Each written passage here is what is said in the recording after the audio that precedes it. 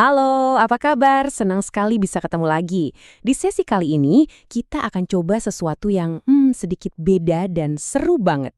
Anggap saja saya ini mentor saham Anda untuk hari ini.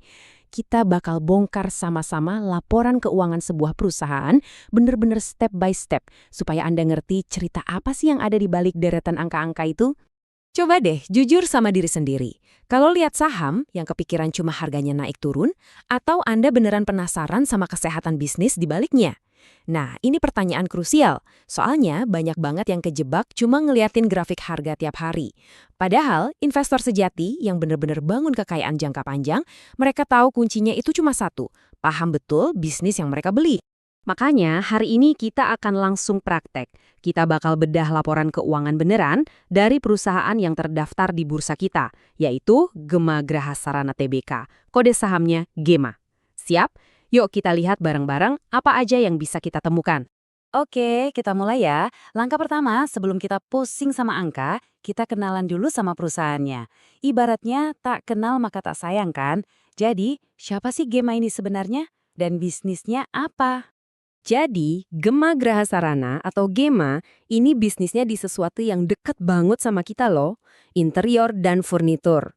Ya, kursi yang Anda duduki, meja yang Anda pakai bisa jadi ada hubungannya sama mereka.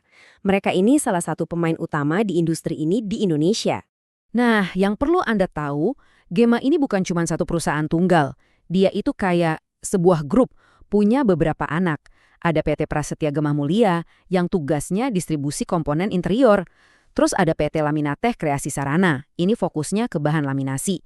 Dan yang mungkin paling familiar, PT Vivere Multikreasi yang jual furnitur buat rumah dan kantor. Jadi kebayang ya, bisnisnya itu terintegrasi banget dari hulu ke hilir. Oke, setelah kenalan, sekarang masuk ke pertanyaan paling penting. Pertanyaan nomor satu buat investor manapun. Perusahaan ini cuan nggak sih? Nah, buat jawab itu, kita harus intip yang namanya laporan laba rugi. Angka pertama yang harus kita lihat itu top line-nya. Apa itu? Gampangnya, itu total semua duit yang masuk ke perusahaan. Omset kasarnya. Nah, di tahun 2025, Gema ini berhasil dapat penjualan hampir 1,5 triliun rupiah. Wow, itu semua uang yang mereka kumpulin dari jualan produk dan jasa mereka. Gede banget kan? Tapi, pendapatan gede belum tentu untung gede ya kan? Perusahaan kan punya banyak banget biaya. Beli bahan baku, bayar gaji karyawan, bayar bunga utang, bayar pajak, macem-macem deh. Nah, setelah semua biaya itu dipotong, sisa duitnya itulah yang disebut bottom line atau laba bersih. Dan buat Gema, di tahun 2025, angkanya ada di 21,5 miliar rupiah. Inilah untung bersih yang benar-benar jadi milik perusahaan.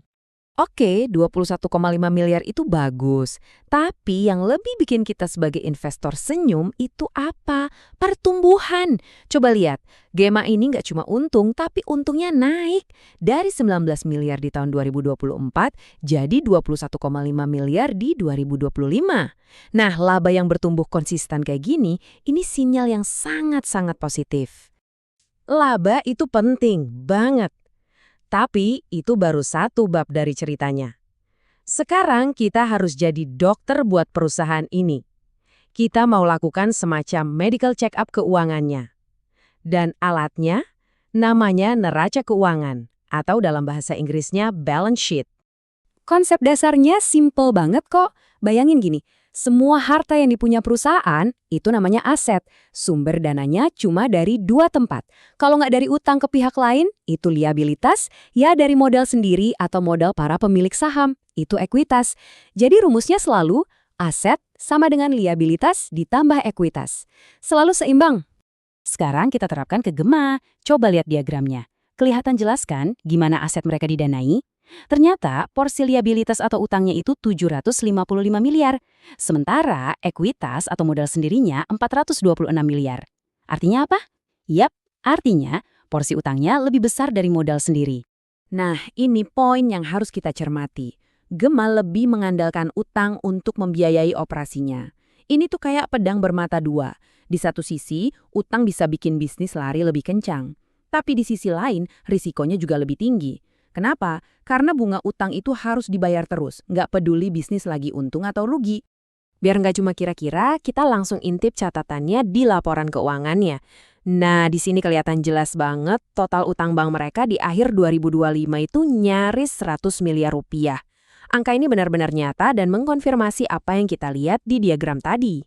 Oke, kita udah cek laba, udah cek kesehatan lewat neraca. Sekarang kita masuk ke bagian yang super duper penting, arus kas. Anggap aja kas itu darahnya perusahaan. Kalau darahnya nggak ngalir lancar bisa gawat kan? Makanya, kita harus tahu duitnya datang dari mana dan perginya kemana. Laporan arus kas ini ngebagi aliran duit jadi 3 jenis. Pertama, dari operasi. Ini duit dari bisnis utamanya. Kedua, dari investasi. Ini duit yang dipakai buat beli aset atau hasil dari jual aset. Dan ketiga, dari pendanaan. Ini duit yang berhubungan sama utang atau modal saham. Sekarang kita lihat angka GEMA di tahun 2025. Dari operasi mereka dapat kas masuk 62,6 miliar. Ini bagus banget. Artinya bisnis utamanya sehat. Dari investasi ada kas masuk juga, tapi kecil, 4,3 miliar. Nah, lihat yang dari pendanaan, minus 90,8 miliar. Artinya ada duit keluar yang besar banget. Buat apa? Kemungkinan besar buat bayar utang. Tapi dari 3 angka tadi, yang paling harus kita perhatikan sebagai investor itu yang pertama, arus kas dari operasi. Selama angka ini positif dan kuat, itu artinya mesin utama bisnisnya GEMA, yaitu jualan furniture dan komponen, itu sehat walafiat. Dia bisa menghasilkan duit sendiri. Ini fondasi yang paling penting. Oke, 3 potongan puzzle udah kita kumpulin. Laba rugi, neraca, dan arus kas. Sekarang, waktunya kita satuin semua potongan itu. Jadi, kesimpulannya gimana nih soal GEMA? Ini dia rangkumannya. Sisi positifnya, kekuatannya jelas. Labanya bertumbuh dan arus kas dari operasinya kuat banget. Artinya mesin bisnisnya jalan kencang. Tapi ada sisi lain, kelemahannya. Ketergantungannya sama utang itu cukup tinggi. Dan akibatnya, walau bisnisnya menghasilkan banyak kas di bank akhir tahun malah turun. Ya karena dipakai buat nyicil utang yang jumbo tadi. Dan inilah inti dari menjadi investor cerdas. Nggak ada loh perusahaan yang sempurna 100%. Nggak akan ketemu. Tugas kita itu bukan nyari yang tampak cacat, tapi memahami gambaran besarnya. Menimbang mana yang lebih berat, kekuatannya atau risikonya, potensinya atau kelemahannya. Nah, kita udah selesai nih bedah kasus GEMA bareng-bareng. Anda udah lihat sendiri kan gimana angka-angka itu ternyata bisa ngobrol dan cerita banyak hal. Sekarang giliran Anda. Selalu ingat prinsip ini ya, investor yang baik tidak hanya membeli saham, mereka membeli bagian dari sebuah bisnis.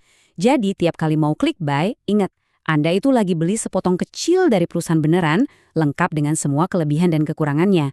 Dan cara buat tahu itu semua ya dengan analisis seperti yang baru saja kita lakukan. Sesi kita hari ini udah ngasih Anda peta dan kompas dasarnya.